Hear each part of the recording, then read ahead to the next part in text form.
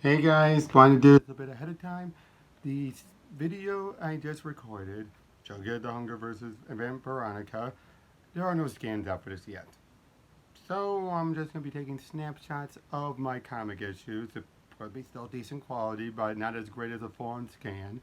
So yeah, the quality, it just will show the images off, and you probably won't be able to see the dialogue anyway, but I describe it all in the first place. So just wanted to give you the heads up. That's why the quality's a little iffy on this one. So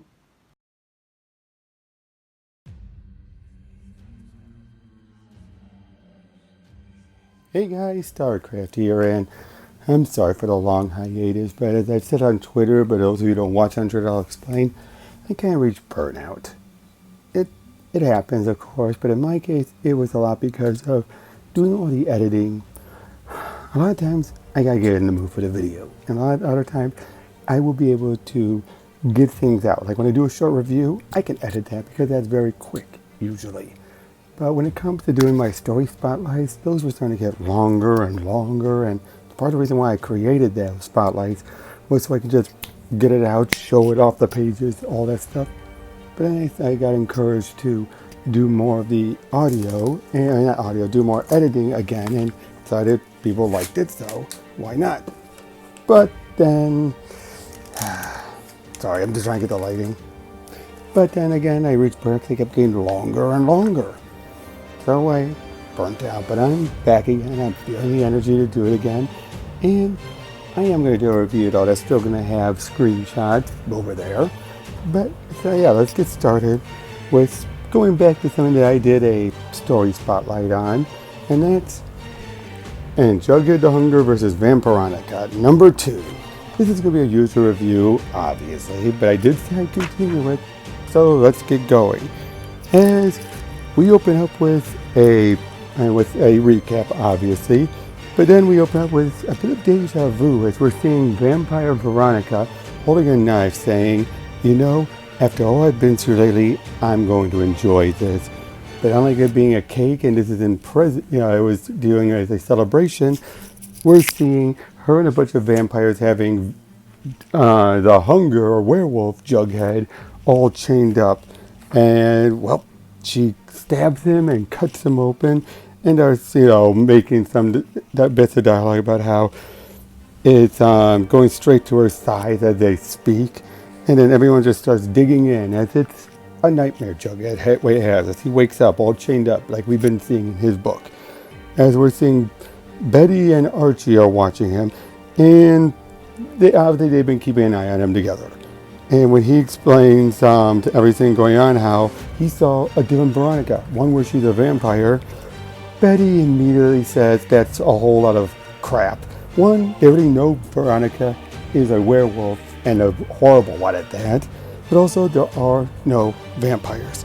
Although the other guys are like, wait, we dealt with Frankenmoos, werewolves, and all other stuff, but we draw the line at vampires?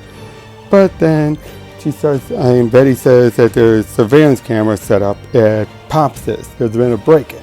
So they make their way there, looking around, Betty pulling out a gun and everything. As they're looking around, and then all of a sudden they find Pops. More specifically, it's from the one we saw last issue in the Vampironica universe. And he is a complete mess. Now, of course, as far as they're concerned, he's dead because Jughead ate him. And they're just trying to think, how is this possible? All the while, yeah. And Pops points out, like, why is Betty packing heat, and why are you kids acting like this? And Jughead tries to say, "You're dead." He laughs it off entirely, and well, it even says like, "I kind of ate you." And I love how Pops is like, "Did I hope I gave you a really bad gas then, you bastard?" And he's struggling to stay awake. They notice the bite bite marks on his neck, and well, Betty then still says by her message of there are no vampires, of which she then explains. Back when the Jughead and the Joneses came in on the Mayflower, turns out there were already vampires there, and it led to a fight. What was believed to be the French-Indian War was really a manipulation of both sides, until eventually the werewolves realized that their leader, probably Dracula, was the one that if they took him out, they would take out all the vampires. And that's just what they did. They ambushed him, killed him, and the rest soon followed. And then, well, they decided, Betty's still trying to, she's trying to stand her case. And, yeah, Jughead pointed out, something happened to Pops, to which Betty would at least acknowledge, yes, something did. And, well, basically they decided to go check it out, while Jughead stays behind to keep an eye on him. And then Jughead has his hamburger and tries to offer it to Pops, but Pops is basically unconscious now. And Jughead's basically saying how he looks at this like a second chance. He just feels so responsible. He feels so much pain that and has been tormenting him. And then Pops is missing for a moment, but then it turns out he's now levitating, as he then says that he's hungry for something else as he goes for Jughead. We then see Archie and Betty keep on walking by, as basically the two just keep talking. Betty still being the skeptic about all this. To be fair, her reasons are basically, she has a reason to be so absolute. Then we see the vampires from last issue are now attacking a bunch of people. And, well, and Betty's all like, okay, it's vampires. You happy now? And basically they start to, one of the guys points out, I think you're outnumbered. But then we see Vampironica show up saying, not anymore, they're not. And Archie's like, Veronica, she's a vampire. So yes, everybody, I admit it. I was wrong about the flippin' vampires, okay? Stupid vampire Veronica making me look like an idiot. And that's the end of this issue. And I really like it. I really did.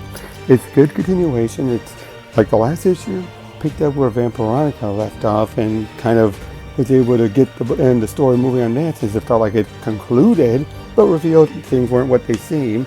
This kind of gets things going a bit more from the Jughead, the hunger side of things, but also establishes a bit of where the universe diverges, which has been already established leading up to everything, how in both universes there was a war, but in the Jughead the Hunter case, the werewolves won. In the Vampironica case, the vampires won.